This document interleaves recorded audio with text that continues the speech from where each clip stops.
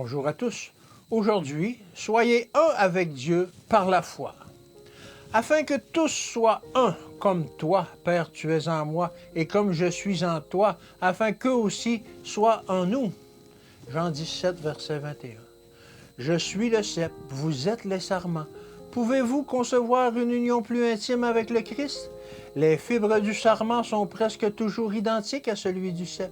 La communication de la vie, de la force, de la fertilité de la source au sarment est constante et sans obstacle.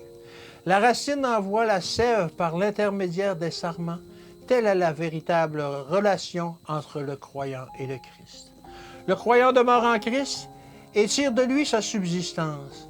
Cette union ne peut s'établir que par l'exercice de la foi personnelle. Cette foi doit exprimer de notre part une préférence absolue, une confiance parfaite, une consécration totale.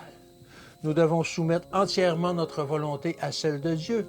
Nos sentiments, nos désirs, nos intérêts et notre honneur doivent s'identifier à l'avancement du royaume du Christ et à l'honneur de sa cause.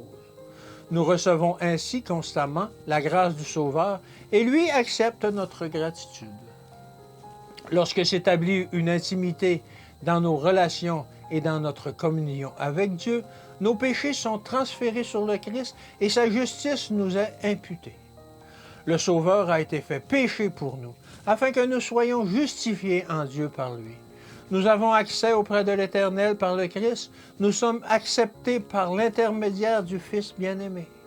Quiconque insulte un croyant par ses paroles et par ses actes blesse par conséquent Jésus lui-même.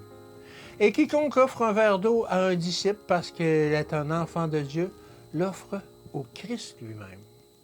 C'est lorsqu'il fut sur le point de quitter ses disciples que le Christ leur désigna un magnifique symbole représentant ses rapports avec les croyants.